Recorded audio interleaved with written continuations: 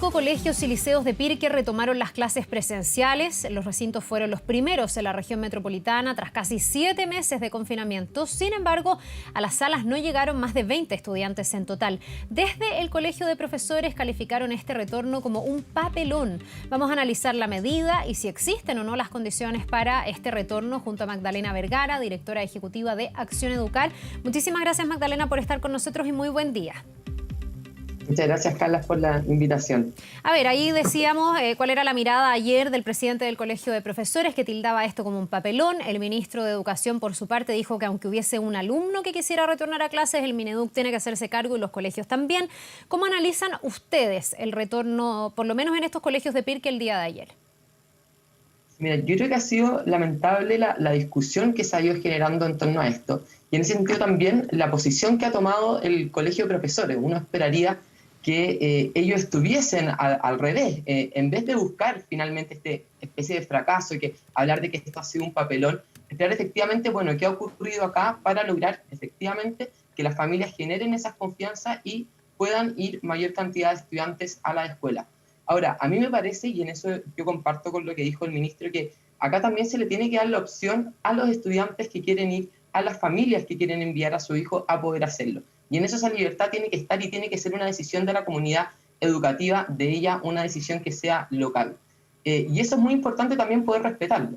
Me parece que lo que nosotros tenemos que mirar ahora es ver, bueno, qué ocurrió, cómo seguimos construyendo confianza, cómo generamos el diálogo y cómo damos seguridad a las familias de que el retorno está siendo seguro y se están tomando todas esas medidas sanitarias necesarias. Magdalena, lo que uno vio ayer deja hartas inquietudes, porque además de que hayan llegado pocos estudiantes, muchos menos de los que se esperaban más de 50, finalmente fueron 20, uno veía ayer una comunidad que estaba bastante dividida en la mayoría de estos colegios. Había profesores que querían volver y que decían que habían trabajado para eso, había profesores que se oponían, habían apoderados que querían que los niños volvieran y había muchos otros apoderados que decían que esto estaba mal, que no era una buena alternativa.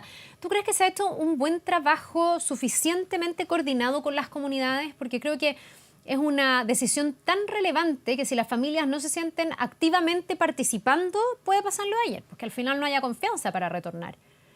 Y efectivamente, yo creo que eso el punto que tocas es clave. Y efectivamente es un proceso que es muy complejo y que va a enfrentar posiciones quizás que sean muy distintas y sentimientos muy encontrados entre las propias familias que pertenecen también a ese colegio, a esa escuela, y entre el mismo profesorado también. Ahí efectivamente yo creo que, y eso depende de cada comunidad, cómo va ejerciendo los diálogos, cómo va trabajando con todas las personas que son parte de esa comunidad para poder ir generando las posiciones, generando la posibilidad de hacer el retorno. Y me parece que en este caso, y yo creo que aquí la ministra Adriana del Piano hace un tiempo atrás fue súper clara en esto, aquí la prioridad la tienen que tener los estudiantes, y efectivamente los estudiantes que también quieren volver, entonces hay que hacer todas las medidas, buscar todas las soluciones que permitan llegar a eso. Y quizás por mucho diálogo que se encuentre, quizás aún vas a encontrar profesores que no estén conformes, padres que no quieran enviar a sus hijos, pero yo creo que en ese sentido, y precisamente para los padres, es que este proceso también es voluntario. Y eso yo creo que es clave para entender esto, porque, y es lo que nosotros hemos visto no solamente en nuestro país, también en el resto del mundo, aquellos países que han ido retornando, que se van generando estas confianzas también de a poco. Hay muchos padres que están esperando, bueno, ¿cómo ocurre esto? Y después entonces, si vemos que sale bien, vamos a enviar a nuestros hijos. Entonces también vamos a encontrar muchas veces padres que efectivamente, a pesar de que se tome la decisión, van a estar en contra de que se abra el colegio. Yo creo que ahí lo que se debe tomar es la posición de aquellos que efectivamente quieren enviar a sus hijos y se tiene que estar abierto a eso, a pesar de que quizás sean una minoría, pero darles esa oportunidad. No sabemos lo que está pasando ese niño, esa familia en su hogar tampoco. Entonces muchas veces para ello también en la escuela es un lugar protector que precisamente debiéramos poder abrirla. Quizás no van a ser clases presenciales propiamente tales, o sea, quizás podemos hacer ciertas actividades, pero esas oportunidades, esas experiencias escolares, nosotros tenemos que dar esa oportunidad de poder tenerla. Magdalena, muchos hoy día se preguntan si es que hay razones pedagógicas para que los niños vuelvan a clases. Tú tocabas también el tema de la protección de los colegios, que pueden ayudar incluso a, no sé, al aspecto mental, porque estar confinados tanto rato también tiene un impacto en los niños.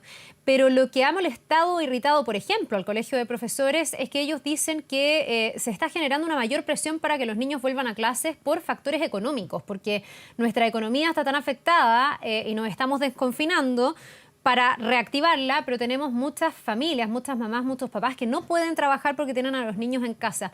¿Tú compartes esa mirada que a veces se confunde el rol de los colegios de educar con el rol de ser como guarderías y cuidar a los niños?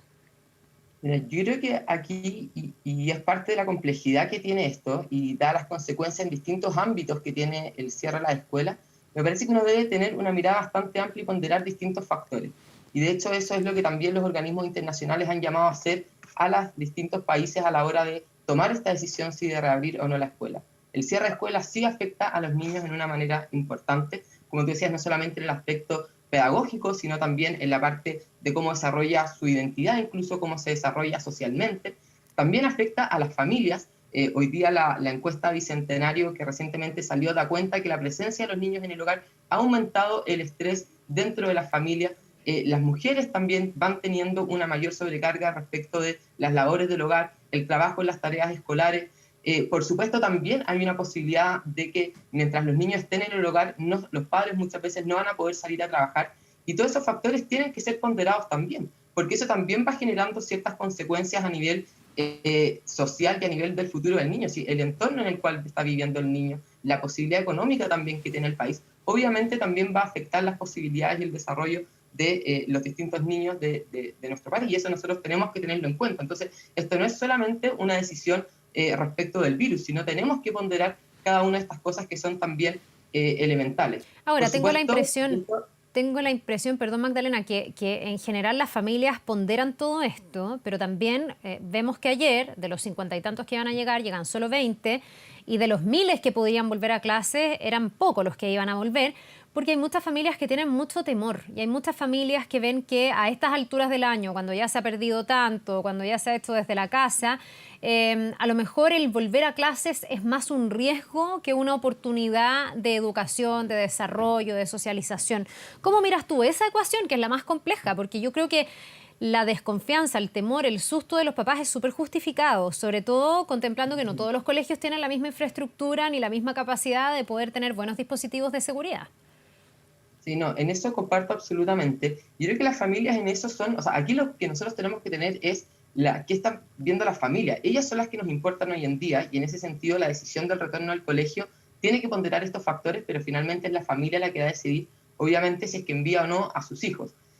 Ahora, y yo creo que ahí tú tocas un punto clave, cómo entonces nosotros vamos construyendo las familias esa confianza para poder volver a la escuela.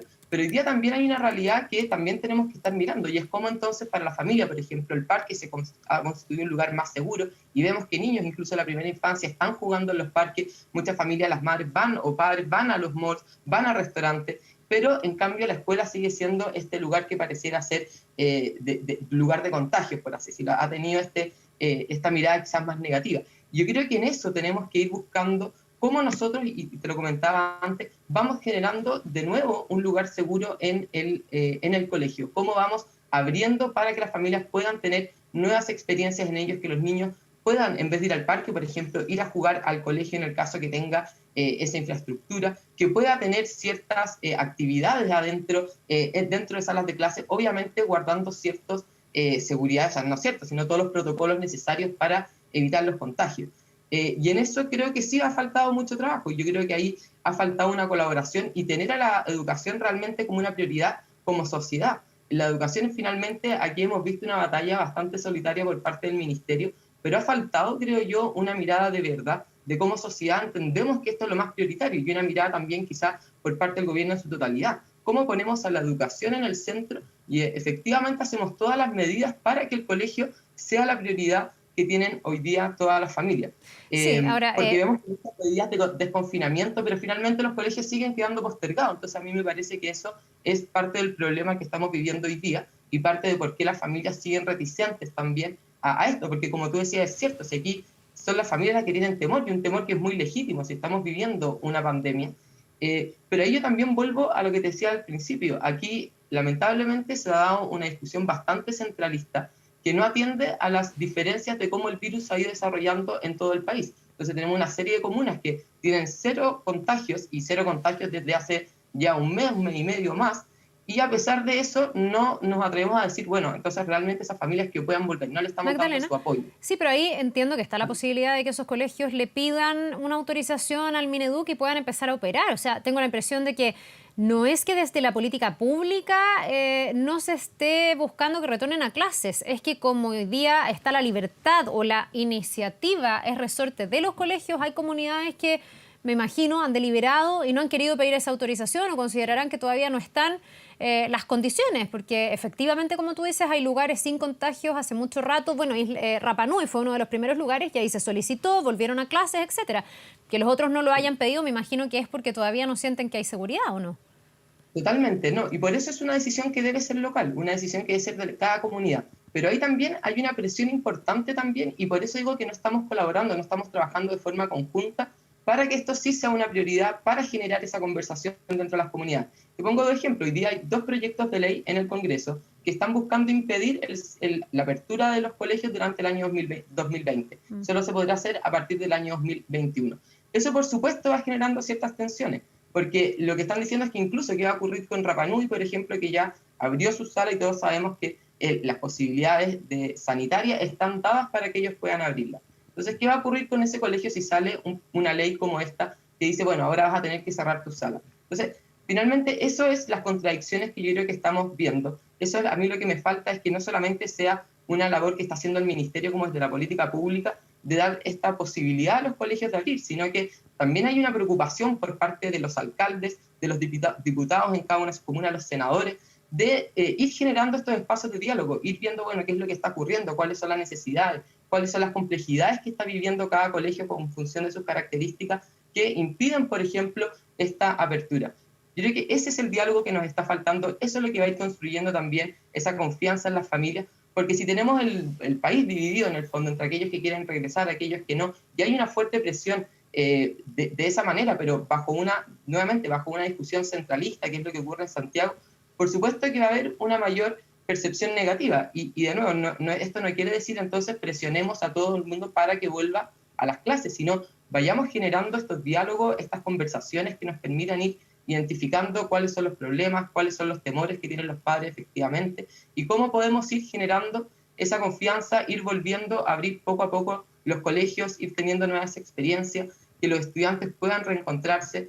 Yo creo que eso es una fórmula que debiéramos estar nosotros hoy día trabajando y que no lo estamos haciendo, lamentablemente. Magdalena, tú hablabas recién de este proyecto de ley que lo que pide o busca es que no se reabran los colegios este año. Hace un par de semanas el magisterio también le pidió al Mineduc que definitivamente se cerrara este año. Ha habido alcaldes que dicen que este año no se va a volver a clases definitivamente. ¿Qué crees tú que motiva a aquellos que piden que el año se cierre ahora, que no ven posible el retorno ni el detectar las necesidades o la fórmula, tal como tú dices? Porque también tiene cierto sentido pensar que ya estamos en octubre, que este año ha sido tremendamente difícil para el profesorado. Han tenido que hacer grandes esfuerzos por innovar, por tratar de estar en contacto con sus alumnos. Y tenemos familias súper desgastadas también. Entonces algunos dicen, ¿sabes qué? Prefiero contar con la certeza de lo que va a ocurrir en esta última parte del año y ya empezar a planificarme para el otro, porque ha sido un año tremendamente tenso, de mucha incertidumbre. Sí, absolutamente ha sido un año muy complejo. Yo creo que aquí tanto las familias como los profesores han tenido que hacer esfuerzos impensados para poder mantener ese vínculo con la escuela, poder seguir trabajando con los estudiantes. Y eso la verdad es algo que se debe reconocer y a todas luces. Ahora, a mí sí me parece que hablar incluso de el no retorno no implica tampoco que nosotros estamos perdiendo el año. Yo creo que lo que peor que podemos hacer hoy día, y eso lo peor en cuanto al bienestar de los niños, es pensar que hoy día el año ya está perdido. Porque en 3 meses también pueden ocurrir muchas cosas. O sea, nosotros estamos hablando de que hoy día muchos niños están mostrando ansiedad, están mostrando cierto estrés, están mostrando soledad. Y eso también nos tenemos que hacer cargo, y por eso te digo que muchas veces esta mirada también de el regreso a clases como algo absoluto, que vamos a volver todos juntos, toda la escuela, quizás podamos ir teniendo, o sea, uno no es así porque es gradual, pero por otro lado creo que falta innovación para ir pensando pequeñas fórmulas que permitan a los niños también tener algún tipo de experiencia, de actividades juntos, etc. Pero por otro lado, y como te decía, yo creo que es lo clave, el no retornar a clase y aquellas escuelas que no permitan retornar a clase no puedan hacerlo, no implica entonces que el año está perdido. Como tú bien decías, los esfuerzos de los profesores han sido inmensos por poder mantener la conexión con sus estudiantes, entregarle actividades, hacer actividades distintas para que puedan hacerlas desde las casas, y eso se tiene que seguir haciendo, y en eso también tenemos que nosotros hacer ese esfuerzo para seguir fortaleciendo la educación remota. Ahora Magdalena. sí me parece, y es clave, que podamos empezar ya a planear, bueno, cómo se viene este 2021, porque el 2021 probablemente no va a ser muy distinto a lo que ya estamos viviendo Sí. hoy día. No sabemos, esta incertidumbre del virus, no sabemos si ya va a estar solucionada, probablemente no, la vacuna no creemos que llegue en marzo, digámoslo así. Entonces vamos a mantener esta situación mixta en que nos vamos a enfrentar a este mismo problema, y eso yo creo que tenemos que empezar a trabajarlo ya, y a trabajarlo también, como decía, con las comunidades. Y el proceso de generar confianza, el proceso de evitar estos temores que se están dando es muy difícil y es muy largo, entonces también tenemos que ir preparándonos poco a poco.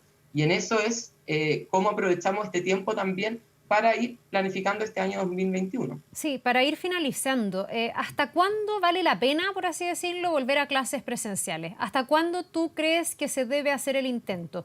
Porque también hay algunos que dicen, no sé, en diciembre mandar a los niños, en diciembre ya el año prácticamente se terminó, para muchos se termina a fines de noviembre en el fondo. ¿Hasta cuándo? ¿Cuál es la línea de tope? Mira, ahí yo creo que tengo un tema, o sea, un tema, una diferencia en cuando se habla de clases presenciales, y vuelvo, quizás estoy siendo un poco insistente, pero también se habla de términos muy absolutos, esto de que efectivamente tenemos que tener la sala, en el fondo una clase dictada por el profesor, etcétera. Y yo creo que, uno, esa es una decisión nuevamente de las familias, las comunidades, ellas verán si efectivamente tendrán que hacer los esfuerzos hasta más adelante, pero yo sí creo que los esfuerzos por permitir algún tipo de apertura, que permita algún tipo de encuentro entre los estudiantes, entre el profesorado, si es posible hasta hacerlo incluso en Navidad, tener algún tipo de encuentro, celebrar una Navidad, celebrar ciertas fiestas que podamos tener de aquí a fin de año, de nuevo, guardando todos los protocolos, no quiero que se piense lo contrario, pero creo que esos esfuerzos se deben estar dados. Por supuesto, quizás en diciembre buscar la reapertura total de la escuela, haciendo clases presenciales, quizás ya no tiene mucho sentido porque efectivamente estamos hablando de unas 2 semanas y Claro. quizás menos, ¿no? Pero efectivamente yo creo que sí se pueden buscar esos espacios distintos de reapertura, y eso es lo que yo creo que tenemos que ser innovadores en pensarlo, en Mm. cómo permitimos abrir las escuelas para que las familias puedan ir a hacer uso, por ejemplo, de esos lugares. Aquellos niños que hoy día, por ejemplo, no tienen espacio en sus casas, ¿por qué no ir a Bien, hacer actividades al colegio, hacer sus tareas allá, bien, ir a Magdalena. jugar al colegio? Sí, queda absolutamente claro el punto. Te queremos agradecer por haber profundizado con nosotros en este tema tan relevante en el marco de la pandemia. Que te vaya muy bien, que tengas